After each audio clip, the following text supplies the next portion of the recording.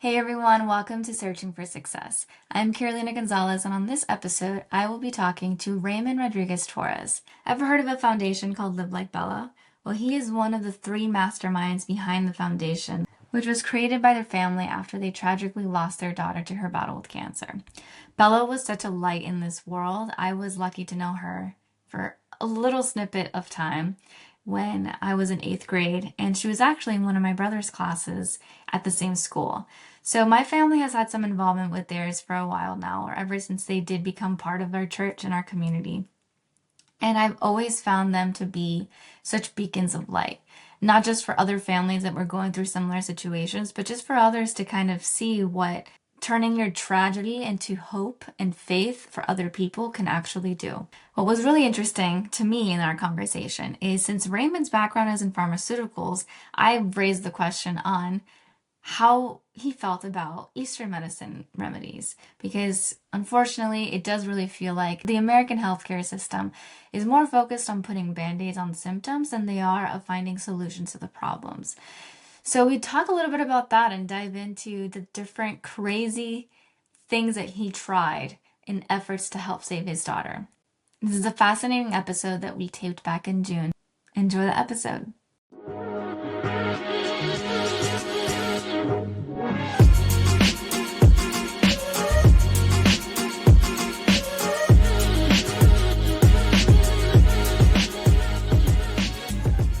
How's everything? How are you?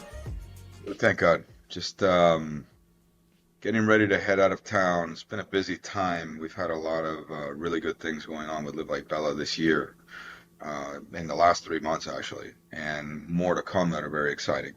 I love that. And of course, Father's Day, is always a bittersweet time. Yeah. Remember Bella, very much, and all the things that she loved to do, and try to do as much of those things in her memory as much as possible.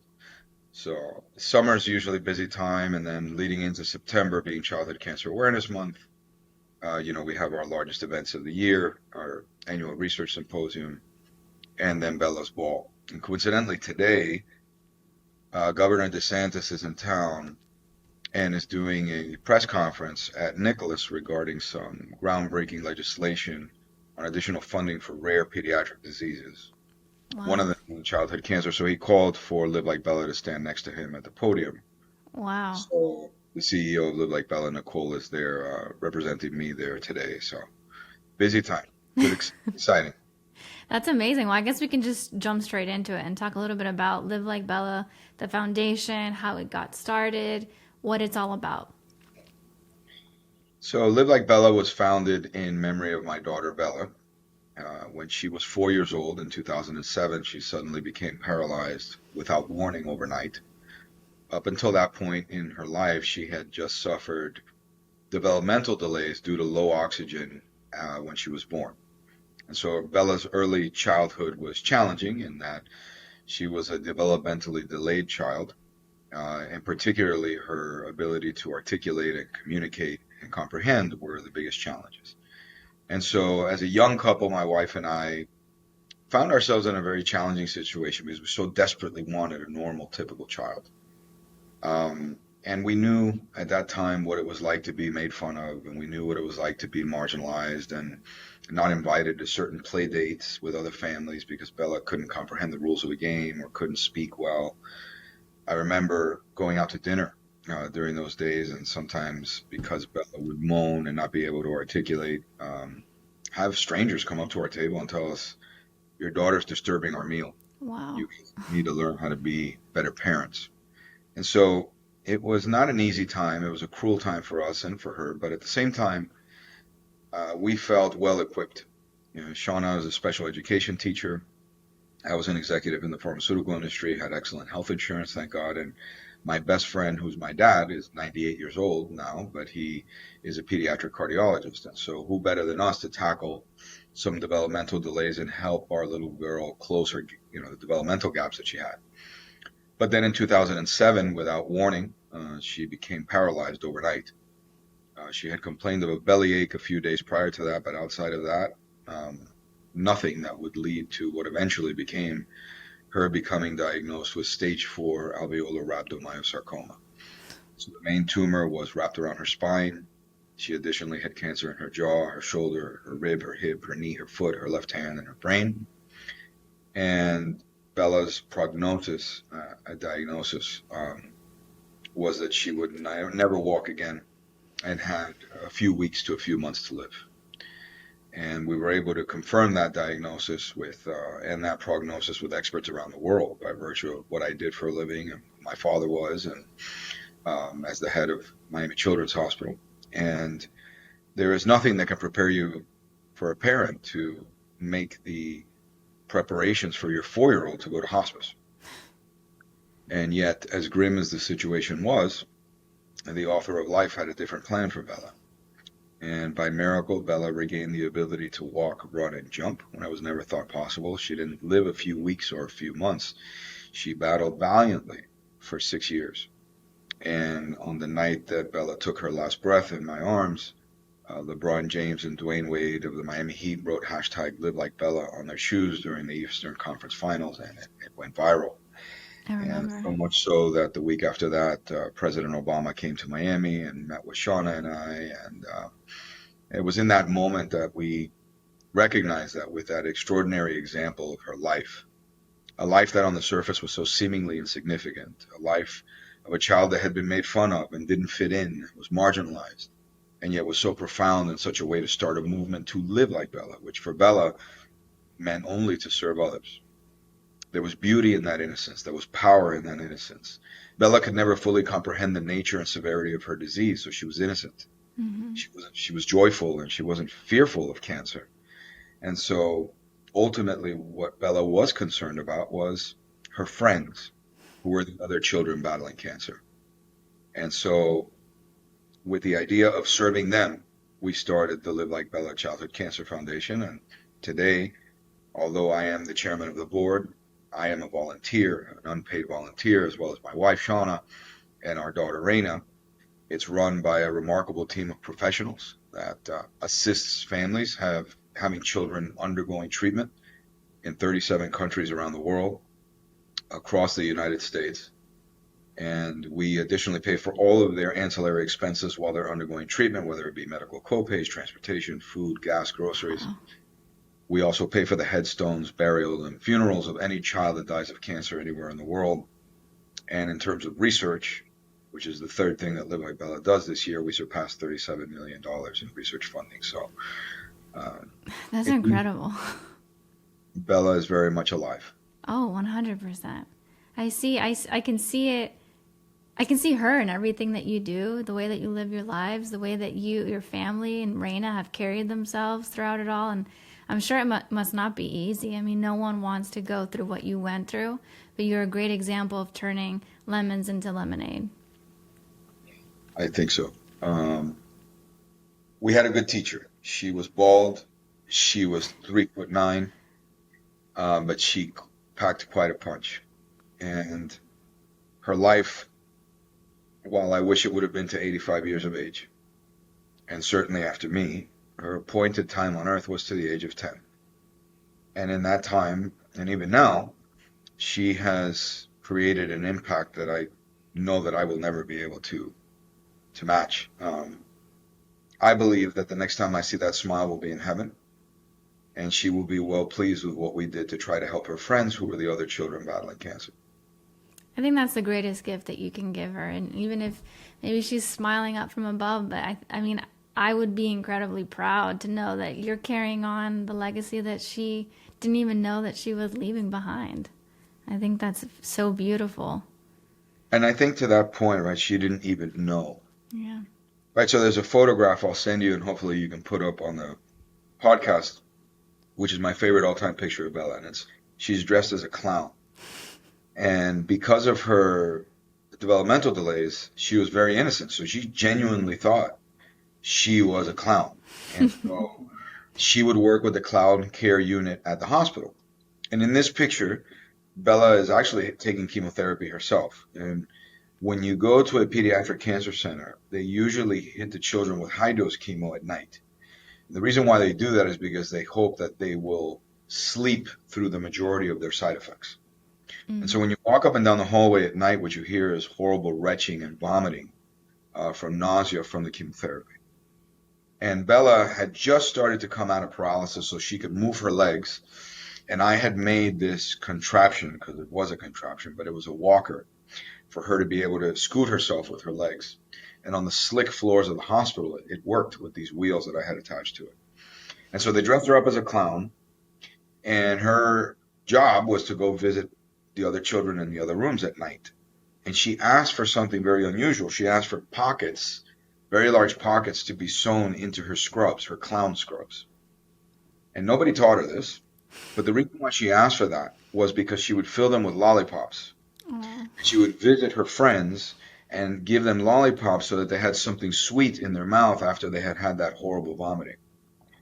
And so it was amazing to watch a little girl who, number one, had not been taught that by anyone, but number two, to have that extraordinary concern for others, Mm-hmm. despite the fact that she was going through it herself. And I think, in many respects, to live like Bella that's what it meant for Bella, and I think that's the greatest lesson for me, certainly, and I believe for many others.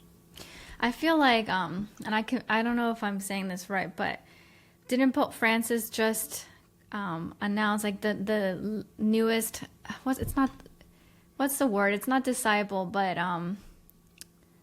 like a Mother Teresa, like someone who's done so good in their life, whether it's, I feel like Bella should be given that honor.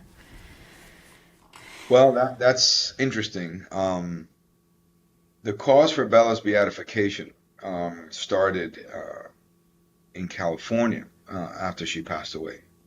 There was letters written to different archbishops throughout the country about certain graces and favors people believed or attributed to Bella's intercession.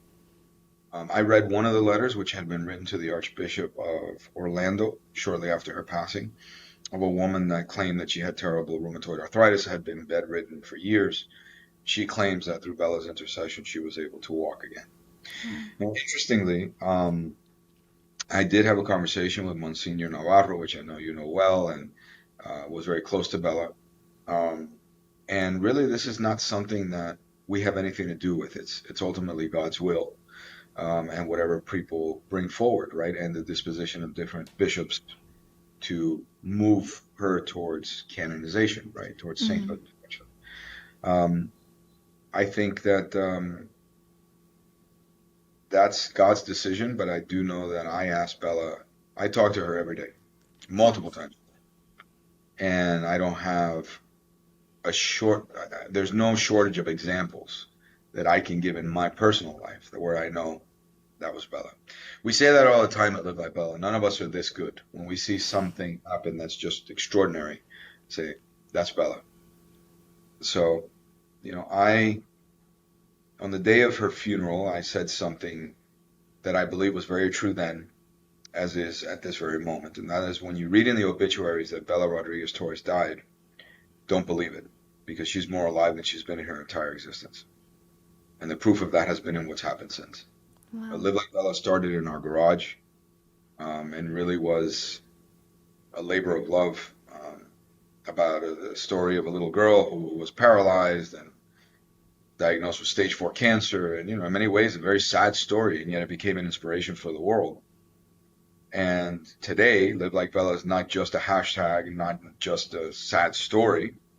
It's a necessary entity, Mm-hmm. where we've brought forward, very important pieces of federal and state legislation which have revolutionized the treatment of cancer in children. The 14th proton radiation machine in the world, which was recently placed at Miami Cancer Institute on the campus of Baptist Health, Wow. was funded by Live Like Bella for children. It's called the Live Like Bella Pediatric Proton Radiation Program. Hundreds of children with cancer have been treated there now. And we currently have 66 clinical trials ongoing. I was the vice president of one of the largest bio-oncology companies in the world. We didn't have 66 clinical trials ongoing. So the fact that Live Like Bella, with the support of so many, has been able to make this possible, again, none of us are not that good. That's Bella. Now, I hope this doesn't come off rude in any way, and I please, like, feel free to stop me at any point. But what you guys went through is not something that any parent dreams of. No one wants to see their child suffer, and then no one wants to outlive their child. Do you feel like the birth of the foundation kind of came as a way to not let go, to still hold on, whether it was to the hope of just the hope, just pure hope and faith, or do you feel like it was more of a calling that she wanted you to do? I just want to know a little bit more about what led to that, because I don't feel like a lot of families, I don't know if I would be strong enough to feel like I could do that after losing someone I love so much. I feel like I would want to disappear. I don't want to think about it. I want to grieve and then, come to a life with moving forward, not forward, but just a new way of living post everything that happened. I'm just curious. I think it's a great question. And my answer to it is that it's very individualized journey. It's not uncommon to see families start foundations in memory of their children after a sudden tragedy, whether it be cancer or another tragedy, directed towards another cause. And part of the primary reason for that is that no one wants their child's passing to be in vain. And that's a very natural human parent, expression of love. In a very secular sense, I will tell you something that I heard at a funeral of a child that passed away. That it was said that Native Americans believe that a person dies two deaths. The first is their physical death, and the second is when people stop talking about them. Mm. So in many respects, yes, there is a fuel that drives parents to never want that second death, if you would, for their child never to be forgotten. And I certainly subscribe and understand that. At the same time, in the course of history of Live Like Bella, they say hindsight is 20/20. And in my purview, I'll tell you, God's plan is perfect. Although many times I looked up and said, what are you doing? And why am I here? There was a reason for it. So in great irony, although I am Roman Catholic, when I was in the pharmaceutical industry, I met a physician that I was very fond of and admired greatly. And he had gone to medical school at Oral Roberts University in Tulsa, Oklahoma, which is the largest Christian evangelical university in the United States, and I believe arguably in the world. And it caught my attention because their nonprofit leadership, their nonprofit business leadership program is world class. And so I applied to go to school there. I was accepted there. And Carolina, there were many times that I walked different parts of Tulsa, Oklahoma, where I knew I was the first Cuban American ever to step foot there. And there was plenty of times that I looked up and said, what am I doing here? And in fact, my first day there with my cohort, which there was people in my master's cohort that were from all over the world, when we would meet in Tulsa for in-person classes, I found myself in many respects greatly out of place. Now, at the time, I was an executive in the pharmaceutical industry, and my thinking or my intention was, well, once I make it in for-profit business, eventually I'll give back in some fashion. That's why I want to get my master's degree, not just in business. I could have gotten an MBA anywhere, but I wanted to have a master's in science, specifically in nonprofit leadership. And my idea was, well, after I make it in for-profit business, maybe I'll administer a clinic, a charitable clinic, or something to that effect in healthcare, which I've always been professionally in healthcare. Little did I know what was coming. And so my master's degree is in nonprofit leadership. To a great degree, it was a scandal that a Roman Catholic from Miami had gone to Oklahoma and graduated top of my class out of 700 people. Wow. Most of the people that participated in that were people that were managing extremely large nonprofit entities, including the Southern Association of Baptist Churches, hundreds of millions of dollars in assets and things of that nature. I was very much out of my league. I was the only one in secular business, which was very interesting because one of my professors said something to me that is, I think, relevant to Live Like Bella and Bella's life. And that was that at one point we had gotten into a discussion amongst the other members of my cohort where they were kind of leaning in on me a little bit about being Catholic. And the odd one out. Yeah. And my professor, which was a brilliant lady that trained at Harvard, said, let's just pause for a moment and let me remind you all that we are called to go to where the light is dim and his healing power is unknown. Raymond is the only one here that works in secular business world. He is in the darkness. He has the opportunity to go to where the light is dim and his healing power is unknown. The rest of us work in ministry. So let's encourage him because he's the one that's out where the light is dim. And clearly today, Live Like Bella goes to where the light is extremely dim. Mm-hmm. And his healing power needs to be known and needs to be believed. At the same time, the preparation that I learned in nonprofit leadership certainly would lead Live Like Bella organizationally in a very unique and extraordinary way. Secondly, my line of work, in great irony. And again, this was divinely orchestrated, right? Mm-hmm. So at the time that Bella was diagnosed, I worked for Genentech. This is the largest bio-oncology company in the world. So I did clinical trials, drug development. I was involved in some of the teams that launched some of the largest drugs in the history of humanity for cancer. Wow. That wasn't by accident. So we start an organization to fund cancer research, to advocate for cancer research, to advocate for patient assistance, all of those things. I had already done that professionally.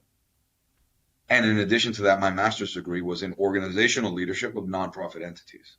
I don't think any of those things were by accident. Mm-hmm. I choose to believe that they weren't. And so I believe that to a great degree, putting humility aside, because God wanted it to be this way for my life, and he knew what would come when I didn't, Live Like Bella has had remarkable success because of all of those factors that I would have never imagined. I was just gonna say, I feel like because of everything that you're saying, it almost gave Live Like Bella, the foundation, and Bella herself, like the, what's the word I'm looking for? Like the gravitas she deserves, you know? Like what she couldn't do in her lifetime, you are able to do it for her because of everything that you had done beforehand. I believe exactly what you're saying, that the world, it's not all just a coincidence. It's divinely planned. And we're all given gifts that are unique to us and only for us, that we can use to shine a light on the world, or we can keep to ourselves and never give God that grace. Yeah, there's no question about it. And I think the other thing that I'm very grateful for is that I am a volunteer of Live Like Bella. I've never worked for Live Like Bella. I've never taken any money from Live Like Bella, and I continue to be that way. So I'm grateful for the fact that I'm the CEO of a company called ALC Home Health.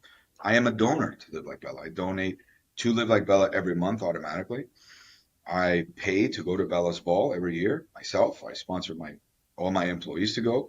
And it's a privilege to be able to do so, but at the same time, I believe it gives even greater transparency and even greater credibility to Live Like Bella as an entity, not just as my daughter. Mm-hmm. What I mean by that is, legislatively, for example, we've been able to do some pretty extraordinary things that are examples potentially for other places around the United States. For example, one of the ways that we've been able to fund research in an accelerated fashion is that a few years ago, we came up with a concept called the Live Like Bella Pediatric Cancer Research Initiative.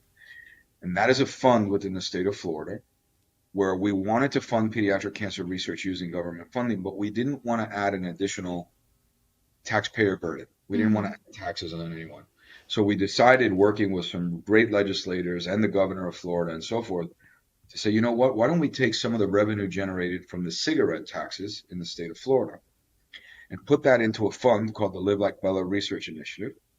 And we will use $5.3 million from the cigarettes sold in the state of Florida each year forever, and can only be used for pediatric cancer researchers. So that was a beautiful way of taking money. If you're going to smoke, you're going to smoke. I wish you did, but if you are, let's take some of the money from that and use it for something that's good.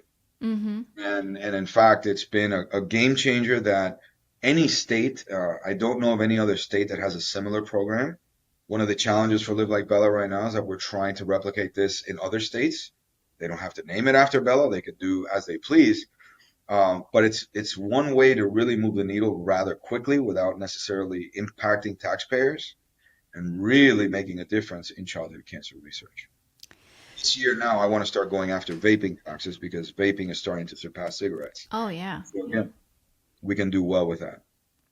Do you have any sort of opinion on Western medicine versus Eastern medicine when it comes to cancer research? Because I'm not familiar at all with anything that the Eastern world is doing in that sense. But I feel like, and I can be wrong again in saying this, but a lot of the Western medicine is more geared towards treating symptoms and not the root of the problem. I know with cancer it's very different, but I just wanted to know if you had any insight or any thoughts on that.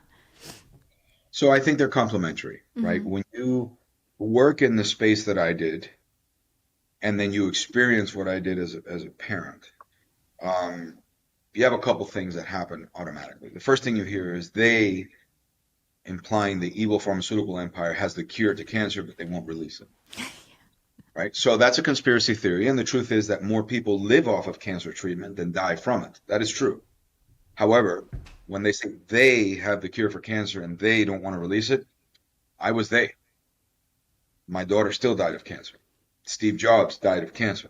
If there was something purposely being withheld to save Bella's life or somebody else's life, there was a good chance I would have known what that is. That's not true.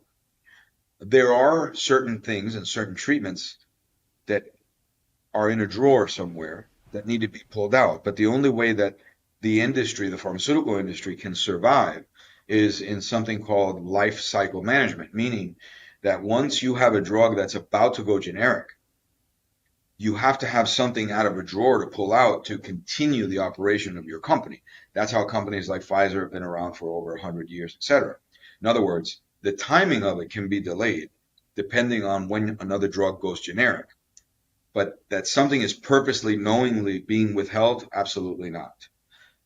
Now, the other thing that you do run into is anecdotal stories, folklore, uh, you know, some things are actually crazy, and that's a whole nother podcast of the amount of things that Yeah. we were encouraged to give Bella, because it would save her life unequivocally. And I can tell you that, look, before Bella passed away, I know that we tried everything that Western medicine had to offer. But in addition to that, Carolina, I personally ingested large amounts of scorpion venom. I Wow. personally ingested large amounts of rattlesnake venom because if I was going to give it to my little girl to try to save her life, I was going to take it first. Mm-hmm. And I did. And in the end, none of those things caused any harm to me nor to Bella, but they were 100% ineffective as well. So they were harmless. Okay. Um, there are some things, however, home remedies, if you would, Eastern remedies, that I believe are complementary to Western medicine. For example, one of the ones that I can say without equivocation is beneficial. And I say this because the other benefit that I had is that while Bella was undergoing treatment at Miami Children's Hospital, the head of pathology, the head of the laboratory was my aunt. So we had the ability to do cause and effect on Bella. We could give her something and then immediately test her blood to see if it had any impact. That's how we knew the scorpion venom and the rattlesnake venom was, Mm-hmm. entirely useless. Um, but for example, papaya leaf extract had a direct correlation on her platelets. And when Wow. patients are going through chemotherapy, their reds, their whites, and their platelets are the blood cells that are the most effective, and the platelets are the most difficult to manage because they're the hardest to make.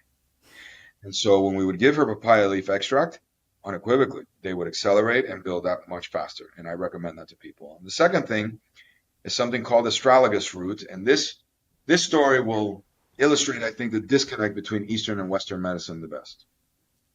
So at one point, Bella did have a consultation with a doctor that practices traditional Chinese medicine.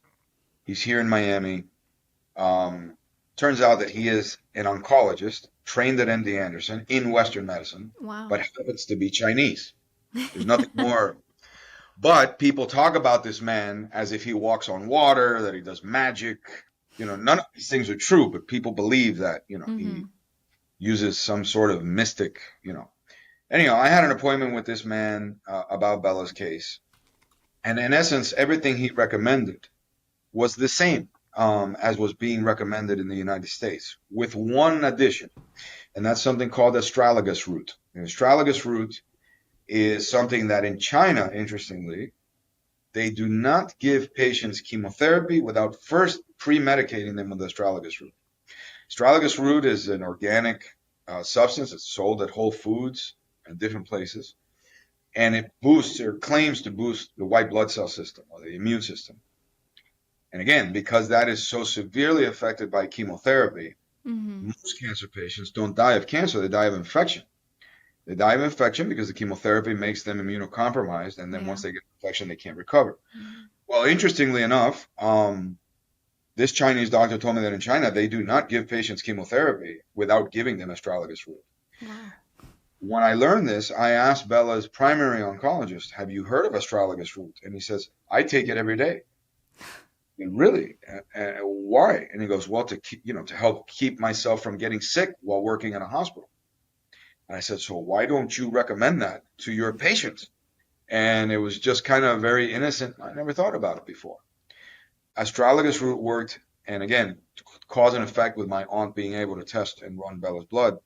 We found that as well as the papaya leaf extract, but the astragalus root specifically on the white blood cells to be very effective. That's incredible. I was just curious because you're on the inside, right? Like you're working with all this Western medicine, and then you also got to experience your child going through all these tests and different things. I mean, I'm sure at one point you were just so desperate, like you're saying, you're taking the venom for yourself before you give it to your daughter. So I was just curious on how you felt about it because I know there is a lot of conversation out there, a lot of debates on which one's better, and I feel like it is an integration. It's a mix of both. And I don't think either are right or wrong. I think it's just the more knowledge that we have, the more we can see for ourselves, the better we become as humans, and the more that we learn. Hmm. Look, most of the monoclonal antibodies that are used in cancer that have significantly increased survivability, especially in adults, right? Where we lack in innovation is in pediatric cancer, and there's a multitude of reasons for that. And one of the primary reasons is there's no money in childhood cancer. So if we were starting a pharmaceutical company right now, we'd do it in diabetes, we'd do it in cardiovascular disease, we'd do it in adult breast cancer, we'd do it where you have potentially millions of humans, millions of potential customers. You wouldn't do it in childhood cancer. Mm. Childhood cancer is a small population of human beings. It is the number one disease killer of children, but it's a small population. So if you're going to invest over $1 billion to bring a drug to market, you would want to do it where you have a giant population of potential customers. The other reason why, and this is uh, one of my next legislative initiatives, is just we don't have the bandwidth and there's not enough hours in a day, but this is a very important one for me. And the best way I can describe it is in this fashion. In great irony, when my wife Shauna and I received Bella's death certificate, which is a very morbid thing, the cause of death, when we saw that it was listed as rhabdomyosarcoma, we high-fived each other. My wife and I high-fived each other. And the reason why we did is because Bella was counted. Here's what I mean by that.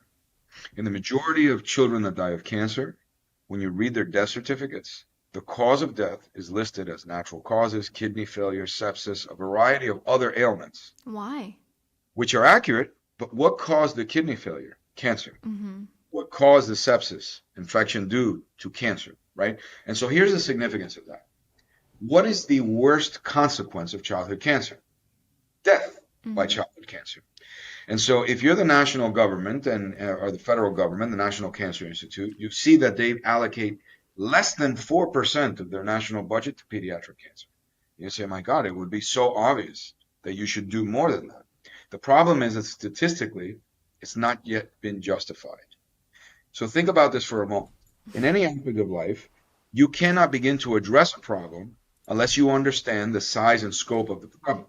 And you cannot allocate resources to that problem unless, again, you understand the size and scope of the problem.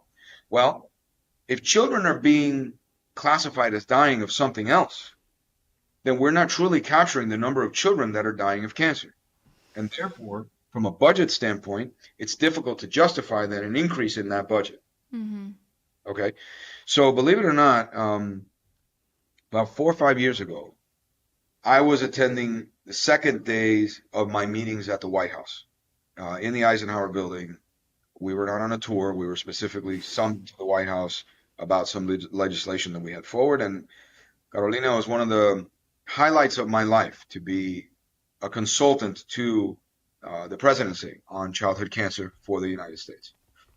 And I was on my way after the second days of meeting, and I had brought up this issue of the death certificates. And I remember I was in an Uber on the way back to the second day where we were going to really start nailing down on all the subjects we had talked about. And in the cab or in the Uber with my daughter Raina, who accompanied me on that trip into the White House, the CEO lived like Bella and I.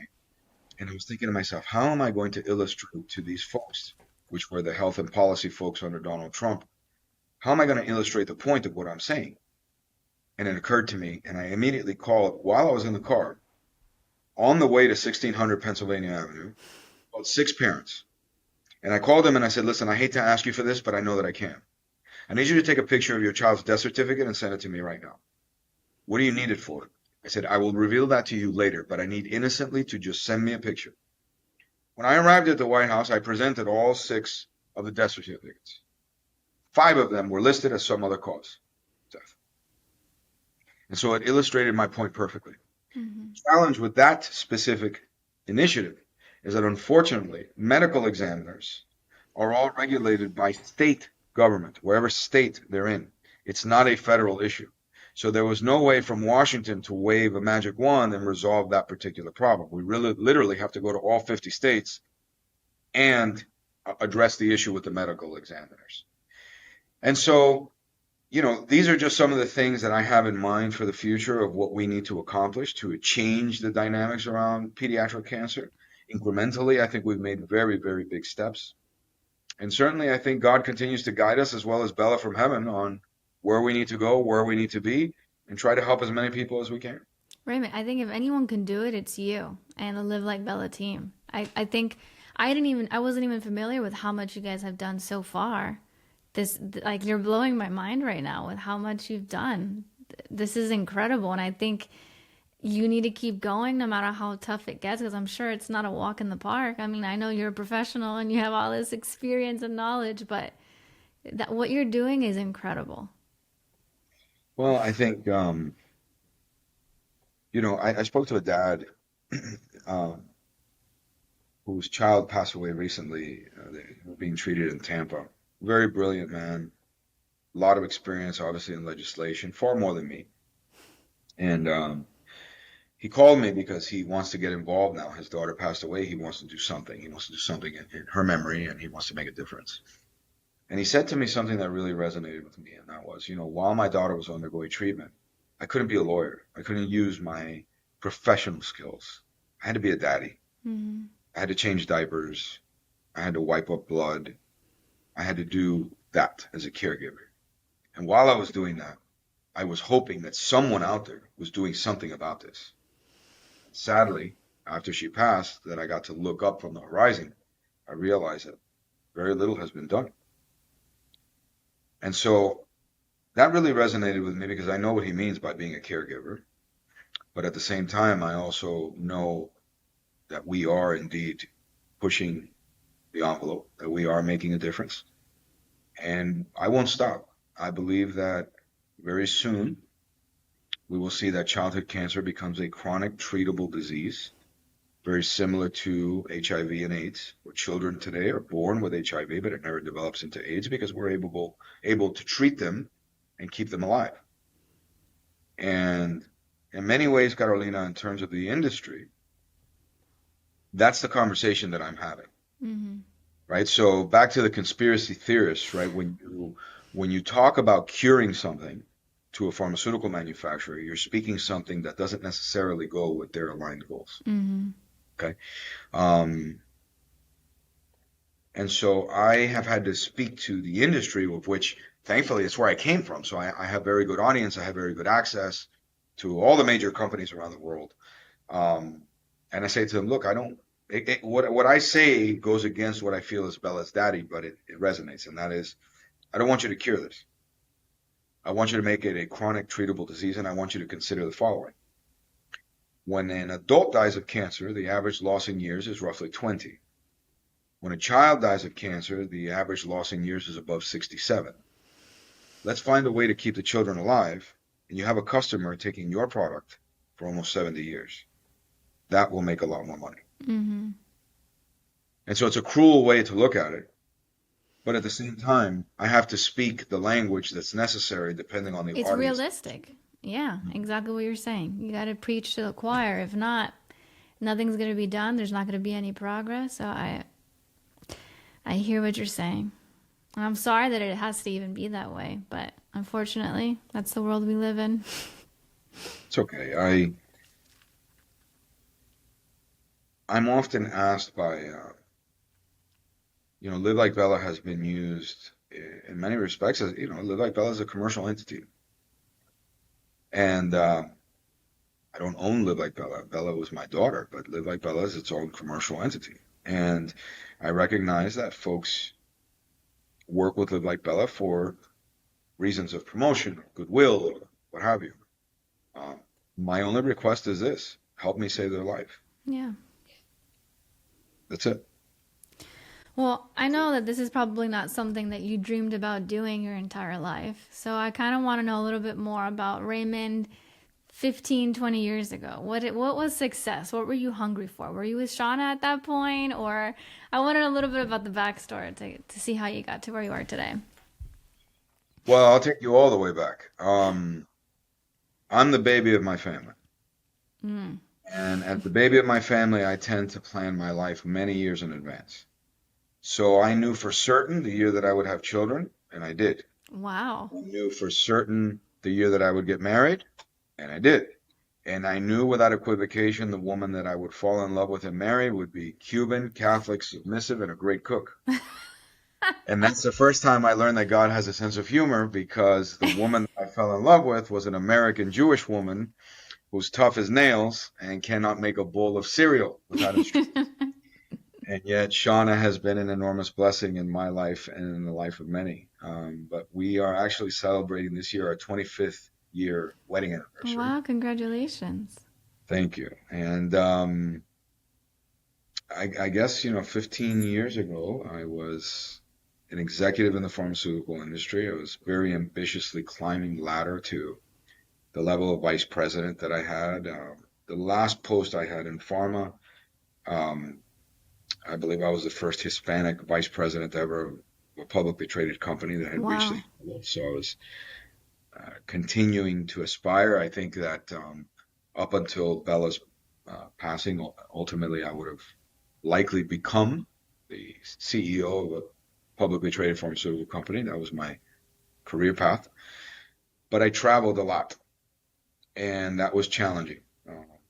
When Bella became suddenly paralyzed, I was traveling.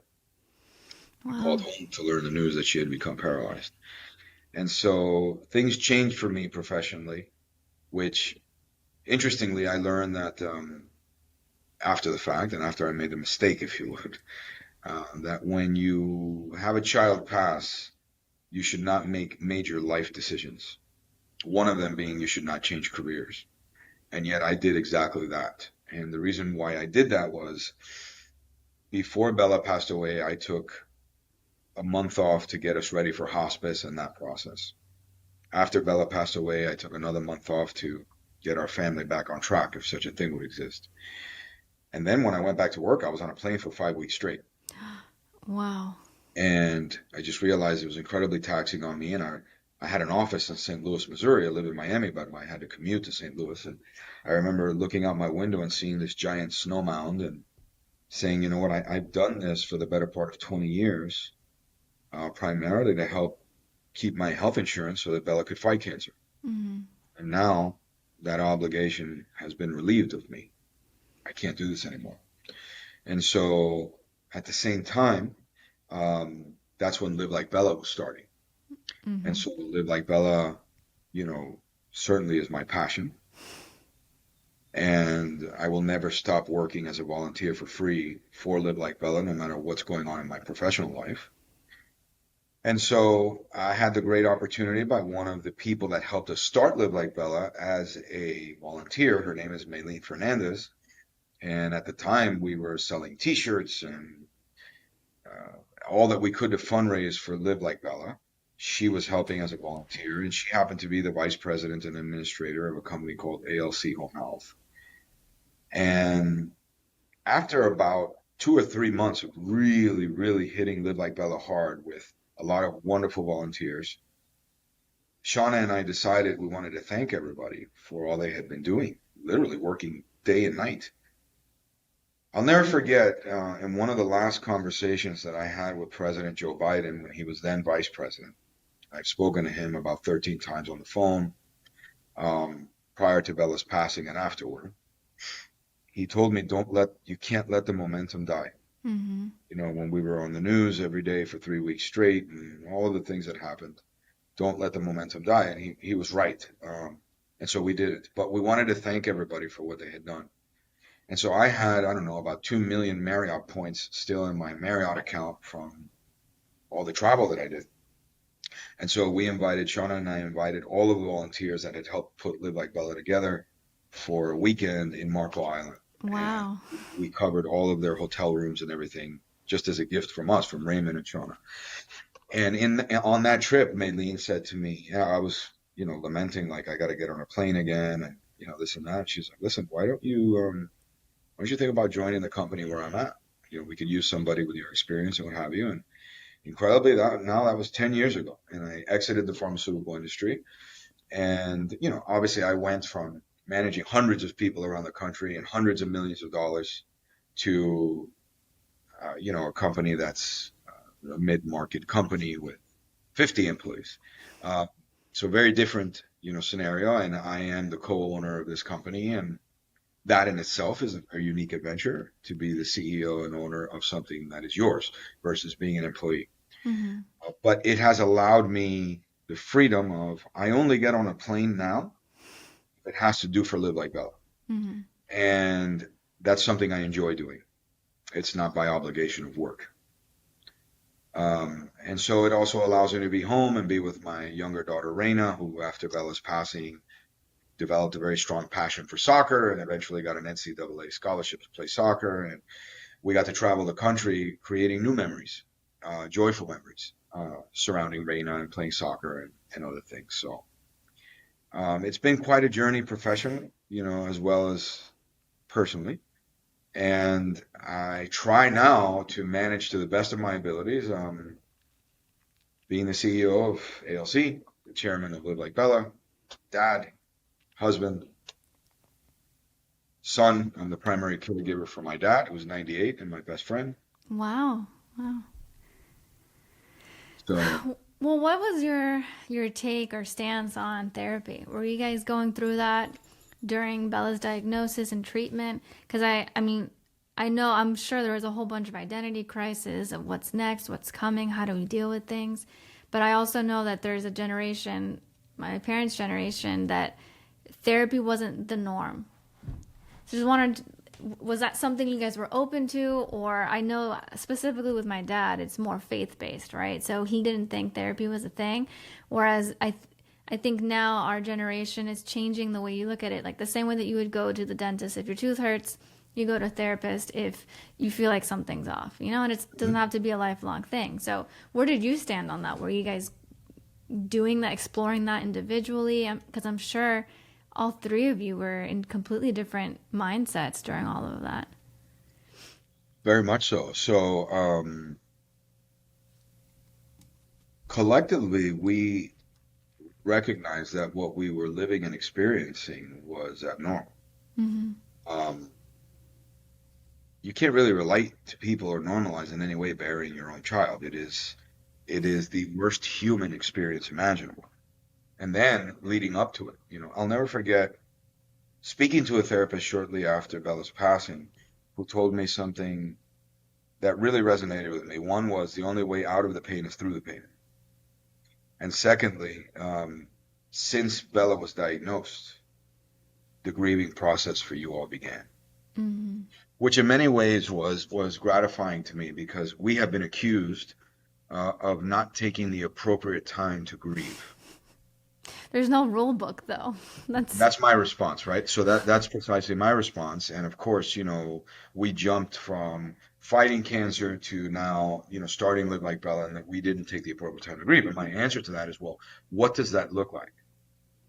Because for some people, to a point I think you made earlier, for some people that looks like dressing in black for a year or being secluded from public events or letting your life completely fall apart or I don't know. For us, it meant doing something with expedience, with urgency, and doing it well. And that's what we continue to do. Now, whether that was right or wrong for some person or another, for us, it was the right way, or we feel it was the right way.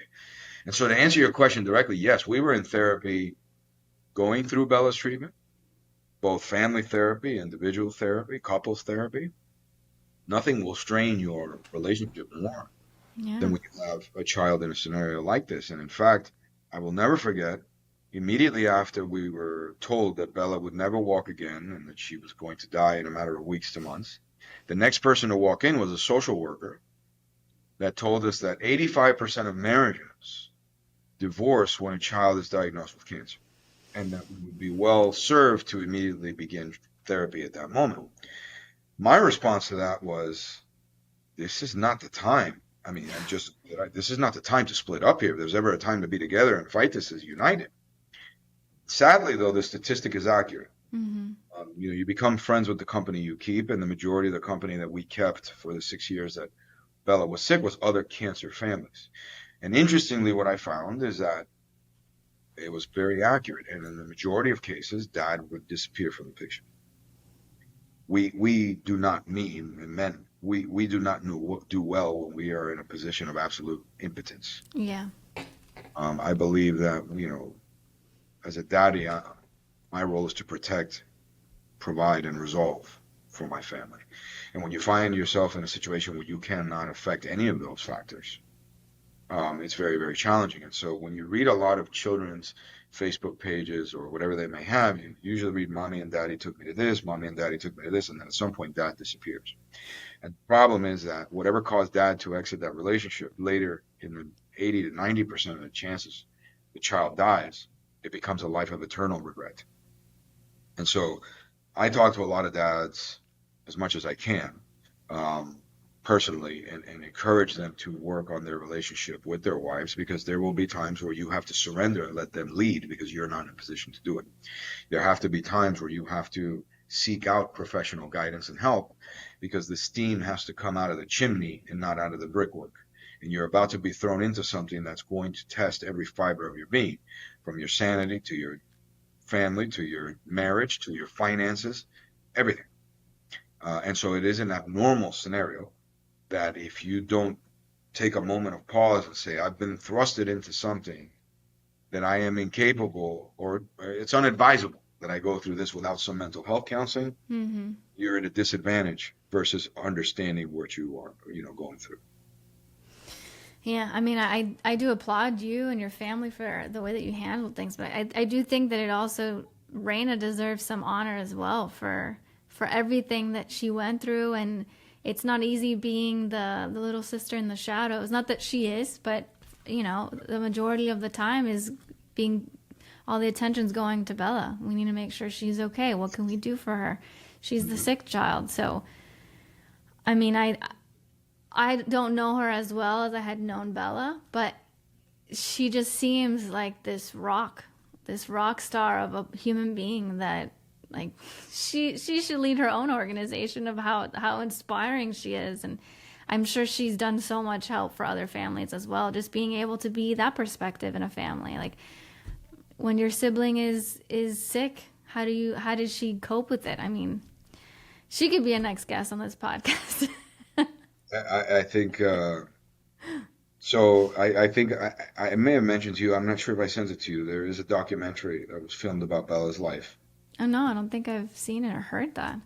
Yes, so there was a documentary filmed over the course of 7 or 8 months, created by Columbus High School. Mm. And amazingly, it is the full story of Bella's life. It's 28 minutes long. It covers the miraculous events surrounding her life and the visitations of the Virgin Mary that Bella had in 2008. Reina is interviewed. We are interviewed. Monsignor Navarro's in the interview. Bella's doctors are in the interview. They did a remarkable job. Incredibly, the film won Best Documentary in the Nation, um, and it won an Emmy Award. It's going to be released on Amazon Prime Video very soon. I will send you afterward a private link. You can watch it under the condition as follows. You have to watch it with your family, and you have to have popcorn. Those are the only conditions. Easy things to do. But they interview Reina in that specifically.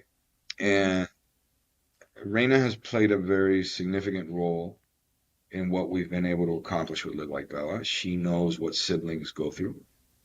She knows especially what it is when your sibling is immunocompromised, how to keep them safe from infection. She knows what it's like for the girls to lose their hair and how hard that is. And so she offers a very unique and important perspective. She has suffered herself significantly. Reina wasn't born an only child. She became an only child. And while she was only 8 years old when Bella passed away, that's in the formative years of your mind. Mm-hmm. So I'm extremely proud of both of my daughters. And uh, Reina is the joy of my life, if you could say. Pride and joy, right? She is the joy of my life. I'm extremely grateful to have her and all that she does and all that she means to our family and to so many others as well. What's next for you and the family? I know there's a lot of plans for Live Like Bella, which I'm sure are going to be accomplished in no time. But what's next for Raymond? I need a vacation is what I need, which I don't think that's possible. Not just because there's so much stuff going on. It's just I'm not built that way. Um, I have to keep moving, right? Yeah. And so I also feel an immense sense of responsibility that I believe that's what God calls me to do, period. I cannot turn my back on someone that's asking for my help that's going through this. There is I don't know if it's a fictitious saying, but it's a saying and an illustration that rings with me very true. And that is that there is nothing more admirable than those that have survived the fire rather than running away from the building to see them return to the building with buckets of water to save those that are still in there. Mm-hmm. That really resonates with me. And so although we lost Bella, I feel I have the obligation to run back to that building with buckets of water until we have this moment. And so the folks that come to work at Live Like Bella, um, sometimes their final interview is with me. And I always tell them the same. This is not a full-time job. This is not a part-time job. This is an all-the-time job. We are not here for the money. You won't be here for the money. You can be paid a lot more elsewhere. But if you're here, it's because you're all in. If you're here, it's because people are counting on us. With all due respect to shoe salesmen, we are not selling shoes here. People count on us. Yeah. And so what's next for Raymond is very interesting. I continue to lead ALC, and this continues to grow, and we have a very big part that we play in our community, providing home health care to adults and children in our community, which personally I'm very proud of professionally for ALC. That was another big driver for me to come here. I do want to publish the second part, my second book on Bella's life. I published Why Not Me, as you might remember. Your parents had a big part with that, and that book ends with Bella well and broken paralysis. The second part of it is a book that will eventually come out. That's going to be titled "Don't Look Down," and there's reasons for that title. And I haven't gotten very far in writing that because I've been so busy. So Well, you said this that year, you. Sorry, huh? go ahead. No, go ahead. This year we're planning to go to Italy in October Ooh. and hopefully be able to unplug for some time there, which I think will be great. And we'll see. I hope it's a great vacation. Much needed, much deserved. But I was going to ask, you said that you used to be a planner, being the youngest kid. All you do is plan. You knew exactly what year you're going to get married, when you're going to have kids. Are you still doing that? Are you still planning? Are there new dreams that are being born? So I think that the reason why I had so much urgency around planning my life when I was young is because I am very much the baby of my family. So I'm 18 years to my middle brother and 20 to my eldest. Wow. That was a surprise. I was very much a whoops. And so the reason why I had that urgency, and I actually describe it in the book Why Not Me, is that I was worried that my parents would die before I was old enough to take care of myself. Mm. As misguided as that may be, when I was young, that was always a constant weight on me, right? So I have to make it. I have to I get my feet under me. I have to be responsible. I have to be resourceful. That led to a lot of that urgent planning, if you Mm-hmm. will. My mother passed away 2 years ago, but my dad is 98 and he's healthy and he's well and he's my best friend. And I was with him yesterday, and I had the blessing of having him on Father's Day for the 98th time. That's Uh, wonderful. so my planning now is different. My planning now, I'm 48, I'll be 50 soon, right? So now my planning is more long-term vision for the people around me than for myself. How do I ensure Live Like Bella is continuing even if I'm not around? Yeah. How do I ensure things, not just for Reina, because obviously that makes sense, she's my daughter, but how do I make life better for folks around me for a long time? That's what preoccupies my mind. Um, when I look around ALC and I see my employees going on vacation or buying their child a car or being able to pay their college or what have you, that fills me with a great deal of satisfaction. It's not for me, but the fact that this exists to help them, that fills me with great pride. How do I continue that? And of course, in terms of Live Like Bella, I am but a tool that may not be here forever, not just on Earth, but I'm saying there may be a day that I'm no longer the chairman of Live Like Bella. That would be a longer vacation for me. Although, I would always be involved in some capacity. Um, I believe it's important to understand when it's your time to let someone else lead. Mm-hmm. You're definitely someone that radiates this joy, and I admire everything that you're doing with Live Like Bella, everything that you've done and gone through, and you've set such a great example for not just your family, but those around you and other families who don't know how to feel, don't know what to do with what they're going through. And I just think that God really has given you a special gift, and you're doing him justice. Um, there's no worse human experience than burying your own child, and yet we have a choice. We have a choice to make, even in that terrible tragedy. And in that choice, it can reshape much of our lives, much of our future. We have to, we can embrace it or not. That doesn't mean it doesn't go without pain. Uh, Father's Day was 2 days ago, and it's difficult to look at social media and see pictures of parents with their children where I try to envision what Bella would look like today. At the same Yeah. time, I know where she is, I know who she's with, and I know I will see her again. And so my time here is fleeting, as it is for all of us. And the question is, she lived her life that way. How do I follow that up? So I will do to the best of my abilities to try to live like she did, to live like Bella. Amazing. Raymond, thank you so much for being here. I don't know if there's anything else that you want to share, but your story is extremely compelling. I'm so honored to know you, to have had even a few moments with Bella, getting to know her. She touched many lives, and I feel lucky that I got to be touched by hers. Thank you. This was great. I'm glad we got the opportunity to chat. I hope that it helps a lot of people.